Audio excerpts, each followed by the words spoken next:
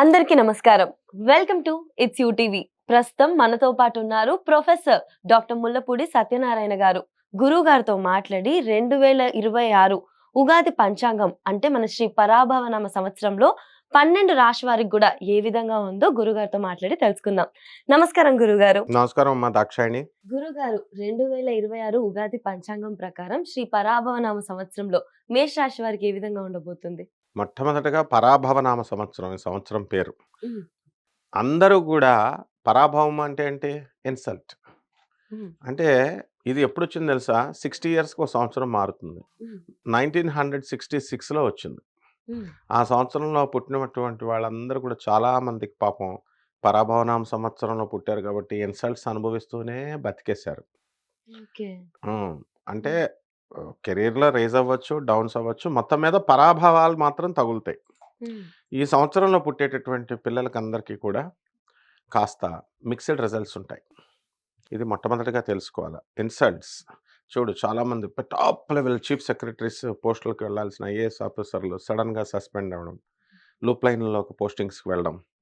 అలాగే మినిస్టర్లుగా ఉన్న వాళ్ళు టప్పని పోస్టులు పోవడం చిన్న చిన్న కారణాలతో. అలాగే ఈ యొక్క నేమ్ అండ్ ఫేమ్ బాగా సంపాదించినటువంటి కమలాకర్ హ్మ్. భట్ కర్ణాటకలో యాస్ట్రాలజర్ చిన్న సామాన్యమైనటువంటి అమ్మాయి గొడవలోకి వెళ్ళి పడిపోవడం.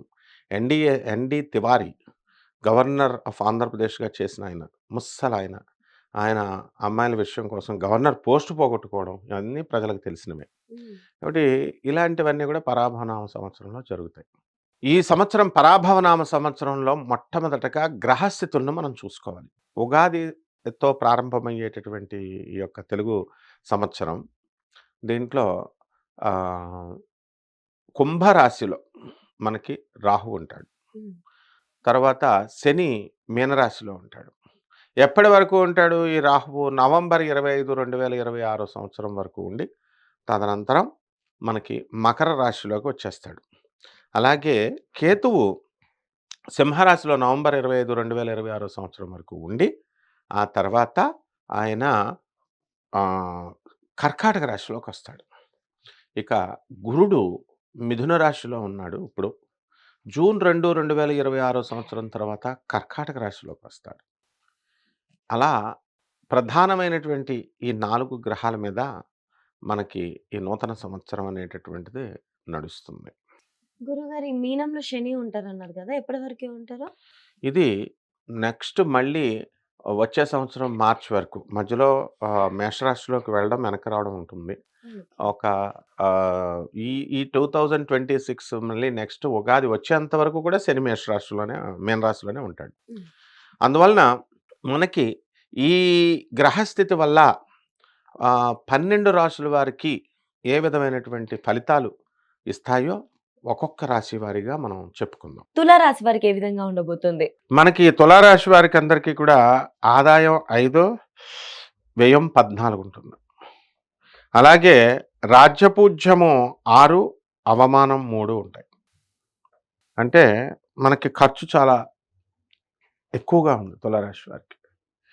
కోర్టు సమస్యలు అధికంగా ఉన్నాయి.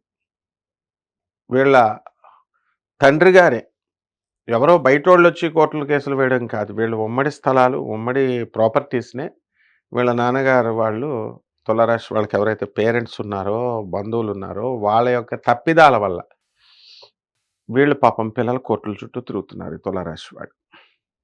అంటే రౌడీలకి అమ్మారనుకుందాం సైటు. వాళ్ళు లిటిగేషన్ పెట్టి 6 ఎకరాలు అమ్మితే మిగతా 6 ఎకరాల మీదకి కూడా వచ్చినట్టుగా 12 ఎకరాలు కోల్పోయినట్టుగా ఉంది తులారాశి వారి పరిస్థితి కోర్టుల చుట్టూ. హ్మ్. ఈ లాయర్‌లని మేపడం, ఇలా కోర్టుల చుట్టూ తిరగడం అట్లా ఉంది. అలాగే ఈ తులారాశి వారికి ఆరోగ్యకరమైనటువంటి హ్యాబిట్స్ నేర్చుకుంటారు ఈ సంవత్సరంలో. మందు తాగేవాళ్ళు మందు మానేస్తారు. తిండి, ఫుడ్ విషయాల్లో మంచి డైట్ తీసుకోవడము ఇలాంటియన్నీ కూడా. అందువల్ల లాంగిటివిటీ ఆఫ్ లైఫ్ పెరుగుతుంది వీళ్ళకి. ఆయుర్దాయం పెరుగుతుంది. అయితే ఈ యొక్క సంతానం వల్ల అనేకమైనటువంటి చిక్కులు, సమస్యలు ఎదురవుతాయి. వీళ్ళు ప్రభుత్వ ఉద్యోగాలు అవనియండి, ప్రైవేట్ ఉద్యోగాలండి పాపం రూపాయి, రూపాయి కూడబెట్టి వీళ్ళ మా సంపాదించినటువంటి పీఎఫ్లు ఇవన్నీ కూడా పిల్లలు మేము వ్యాపారం చేస్తామని వాళ్ళు అడగడం, వీళ్ళని ఇమ్మండం, తల్లిదండ్రులను వీళ్ళు ఇవ్వడం, ఆ పిల్లలు వాళ్ళు లాస్ అవ్వడం. ఈ విధంగా పిల్లల గురించి అధికంగా ఆలోచించడం వీళ్ళు, కొంచెం టెన్షన్ పడడం, ఇలాంటివన్నీ కూడా జరుగుతూ ఉంటాయి. హ్మ్. అలాగే ఈ రాశి వారికి ఉద్యోగాల విషయంలో ఇన్సెక్యూరిటీ ఏం లేదు. అయితే గతంలోనే మనకి పరాభవనామ సంవత్సరం రాకముందే ఉద్యోగాలు కొంతమంది వదిలేసుకున్నారు వీళ్ళు. లేదా వాళ్ళు తీసేయడమో, వీళ్ళు మానేయడమో జరిగింది. ఇప్పుడు కొంచెం ఇంకా కొంచెం కొంతమందికి ఇంకా ఎంప్లాయ్‌మెంట్ రాలేదు. జరుగుతా ఉంది ప్రాసెస్. సో, ఈ రకంగా ఈ యొక్క తులారాశి వారికి అందరికీ కూడా అప్పులు బాగా ఎక్కువగా వస్తాయి. గతంలో చేసినటువంటి అప్పులన్నీ కూడా వీళ్ళు తీర్చేయడం అనేటటువంటిది జరుగుతుంది. అప్పులు కావాలండి, మేము ఇల్లు కడుతున్నాము, సైట్ కడుతున్నాము అని అడిగినప్పుడు ఇవ్వనటువంటి వాళ్ళంతా కూడా గతంలో ఇప్పుడున్నటువంటి గ్రహస్థితి అనుకూలంగా ఉండడం వల్ల ఈ డబ్బులు ఉంచండి, ఇది కట్టండి మీరే అని చెప్పి వాళ్ళందరూ కూడా డబ్బులు ఇవ్వడం అనేటటువంటిది జరుగుతుంది. దూరపు ప్రయాణాలు అనేటటువంటిది ఈ రాశి వాళ్ళు చేయడం జరుగుతుంది. అలాగే వస్త్రాల పట్ల, సౌందర్యం పట్ల వీళ్ళ శ్రద్ధ ఎక్కువగా ఉంటుంది. హ్మ్. కొంతమంది తులారాశి వారికి వాళ్ళ భర్తలకు అనారోగ్యంగా ఉన్నటువంటి వాళ్ళు కొంచెం డ్రాస్టిక్ సిచ్యుయేషన్స్‌ని అనుభవించడం జరుగుతుంది. సో, వీళ్ళ ఆరోగ్యం కూడా మానసికంగా వీళ్ళు కృంగిపోవడం అనేటటువంటిది జరుగుతుంది తులారాశి వారు.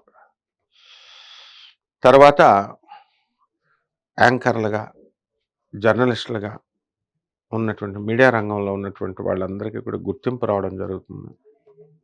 ప్రమోషన్స్ రావడం జరుగుతున్నాయి. ఇక ఇతర వృత్తుల్లో ఉన్నటువంటి వాళ్ళు కూడా, ప్రైవేట్ ఉద్యోగస్తులు కూడా ఇతర దేశాలకు వెళ్ళాలని ప్రయత్నిస్తున్నటువంటి వీళ్ళందరూ కూడా వెళ్ళడం జరుగుతుంది. అనుకూలత ఉంది. హ్మ్. వ్యవసాయం చేస్తున్నటువంటి వాళ్ళు, ఆ వ్యవసాయాల్లో గతంలో చేసినటువంటి అప్పులు అవన్నీ కూడా వీళ్ళు తీర్చేయడం జరుగుతుంది. స్థలాలు కొంటారు, ఇల్లు కొంటారు. ఆధ్యాత్మికంగా వీళ్ళంతా కూడా చాలా ఎదుగుదల అనేటటువంటిది ఉంటుంది. కాబట్టి ఈ రాశి వారి అందరూ కూడా మనకి కపటుల చేతిలో పడడానికి అవకాశాలుంటాయి. హ్మ్. అంటే గురువు బలం ఉన్నప్పటికీ కూడా ఇంకా బలం చెందాల్సినటువంటి అవసరం ఉంది. దానివల్ల వీళ్ళేం చేస్తారంటే చెడ్డవాళ్ళతో స్నేహము, తప్పుడు సలహాలు ఇచ్చేటటువంటి వాళ్ళతో స్నేహము, ఇలా వీళ్ళు చేయడం ద్వారా వీళ్ళకి కొంచెం నష్టాలు అనేటటువంటివి రావడానికి అవకాశాలుంటాయి. అంటే ఒకవేళ ఈ సంవత్సరం వాళ్ళు వ్యాపారాల్లో ఏమైనా ఇన్వెస్ట్ జేయాలి అనుకుంటే చేయకపోవడం బెటర్ అంటారా గురుగారు? చేయాలి. వ్యాపారాలు చేయాలి. అలా హ్మ్. జాతకం బాలేదని మానేయడం గాదు. ప్రతి హ్మ్. ఒక్కళ్ళు చేయాలి. కొత్త ఇన్వెస్ట్‌మెంట్స్ ఒకవేళ కొత్త ఇన్వెస్ట్‌మెంట్స్ బంగారం మీద పెట్టకూడదు. 2. ఓకే. హ్మ్. బంగారం రేటు పెరుగుతుంది, రేటు పెడుతుంది అని చెప్పి ఆశ పెడుతున్నారు. దాంతో వాళ్ళు అందరూ బంగారం కొంటే చాలా ప్రమాదాలుంటాయి. హ్మ్. దొంగల బాధలు కూడా హ్మ్. ఇవన్నీ ఉంటాయన్నమాట. తులారాశి వారికి దొంగల బెడద, అగ్ని భయం కూడా ఉంది ఓకే. ఈ సంవత్సరం. హ్మ్. ఇకపోతే మోకాళ్ళ నొప్పులు, హ్మ్. తలనొప్పులు, నడుము నొప్పులు, ఇలాంటివన్నీ కూడా మజిల్స్ పెయిన్, ఇలాంటివన్నీ కూడా రావడానికి అవకాశాలు చాలా ఎక్కువగా హ్మ్. మీకు కనబడుతున్నాయి. వివాహం విషయంలో గురుగారు? వివాహాలు అయిపోతాయి తులారాశి వారికి. హుహు. అలాగే సెకండ్ మ్యారేజ్ చేసుకోవాలనుకునేటటువంటి వాళ్ళకి కూడా హ్మ్. వాళ్ళకి వివాహాలనేటటువంటివి జరుగుతాయి. హ్మ్. మంచి మ్యాచెస్ వీళ్ళకి రావడానికి అవకాశాలు అధికంగా ఉన్నాయి. ఓకే గురుగారు. ఎవరైనా సొంతిల్లు ప్లాన్ చేసుకోవాలి అనుకుంటే వాళ్ళకి గృహయోగం అలా ఉంది అని అంటారా? ఖచ్చితంగా ఉంది. వీళ్ళు ఆల్రెడీ చాలామంది ఒక ఇల్లు కొనుక్కున్నారు. వీళ్ళు కట్టుకొని కూడా ఎలా ఉంది అనంటే ఫస్టు ఒక చోట కొంటారు. హ్మ్. ఇండివిడ్యువల్ హౌస్ అని కడతారు. హ్మ్. కట్టిన తర్వాత వెంటనే వాళ్ళ అత్తగారు చనిపోవడం, హ్మ్. ఆ తర్వాత మళ్ళీ ఆ ఇంట్లో ఇంకొక 3 నెలలకి ఆడపడుచు చచ్చిపోవడం. ఇవన్నీ యాక్సిడెంటల్‌గా జరుగుతాయి. హ్మ్. సో, ఇది వాస్తు ప్రాబ్లమ్ ఏమో ఈ ఇల్లు అమ్మేయాలి అని ప్రయత్నాలు చేస్తూ ఉంటారు. ఇల్లు ఎక్కువ రేటు చెప్పడం వలన ఎవరు కొనరు. హ్మ్. అయితే ఆ ఇల్లులో కొంత తర్వాత వేరే మేము ఇంకొక ఇల్లు కొనుక్కుంటామని చెప్పి ట్రై చేస్తారు. ఇది అమ్మేసుకొని వచ్చిన డబ్బుతో. అవి కూడా హ్మ్. పనులు జరుగుతా ఉండవు. తర్వాత పరిస్థితులేమిటంటే ఇండివిడ్యువల్ ఇల్లు కట్టుకోగలుగుతామా మళ్ళీ అమ్మేస్తే? ఇదేమో అపార్ట్‌మెంటు కొనుక్కోవచ్చు. హ్మ్. సో, అమ్మాలా? అమ్మకూడదా? ఆ ఇది ఆ! కన్‌ఫ్యూజన్‌తోనే ఎక్కువ ఇబ్బంది పడతా అది ఉంటారు. కన్‌ఫ్యూజన్‌తో ఈ తులారాశి వాళ్ళు ఈ సంవత్సరం అంతా గూడా హ్మ్. మొదటి భాగం అంతా గూడా కన్‌ఫ్యూజన్‌తో ఉంటారు. ఓకే. ఓకే. ఆ తర్వాత సెకండ్ పార్ట్ అంటే సెప్టెంబర్ నెల దాటిన తర్వాత వీళ్ళందరికి గూడా వివేకం పెరుగుతుంది. హ్మ్. కరెక్ట్‌గా వీళ్ళకందరికీ డెసిషన్ కూడా తీసుకుంటారు. సలహాలు దొరుకుతాయి. హ్మ్. అండ్ రైట్ స్టెప్స్ వీళ్ళు వేయడానికి అవకాశాలు అధికంగా కనబడతాయన్నమాట. హుహు. అంటే వీళ్ళకి ఓకే. ఇప్పుడు ఈ విషయాలలో బానే ఉంది. సెకండ్ హాఫ్‌లో వాళ్ళకి ప్రాపర్ హ్మ్. గైడెన్స్ అనేది దొరుకుతది. దొరుకుతుంది. ఇప్పుడు ఈ చిన్న చిన్న సమస్యలు మీరేదైతే చెప్పారో ఆరోగ్య సమస్యలు గానివ్వండి, హ్మ్. మోసపోవడము, హ్మ్. ఇలాంటి విషయాల్లో జాగ్రత్త పడాలి అని అనుకున్న వాళ్ళకి ఏవైనా చిన్న రెమెడీస్ గాని, పరిహారాలు చెప్తారా గురుగారు? తప్పకుండా అమ్మ. వీళ్ళంతా పేదవారికి, హ్మ్. అనాథలకి, వికలాంగులకి, తర్వాత సాధువులకి దాన ధర్మాలు చేసుకోవాలి. హ్మ్. అలాగే రాహు జపం చేసుకోవాలా, రాహు స్తోత్రాలు చదవాలా. హ్మ్. రాహుకి కిలోంపావు మినుముల్ని, ఆవు పేడ రంగు ఉన్నటువంటి వస్త్రాలనిచ్చి, పేద బ్రాహ్మణులకి మనకి శనివారం నాడు ఉదయం 8 గంటలకి దానం చేసుకోవాలి. హ్మ్. అలాగే రావి చెట్టు చుట్టూ తిరుగుతూ ఓం శనైశ్చరాయ నమః అంటూ వీళ్ళు ప్రదక్షిణాలు చేసుకోవాలి. హ్మ్. ఈ విధంగా మనము ఈ ప్రత్యంగిర అమ్మవారి యొక్క హోమాన్ని, ఆమె యొక్క మంత్ర జపాన్ని చేసుకోవడం ద్వారా బ్రహ్మాండంగా ఉంటుందమ్మ.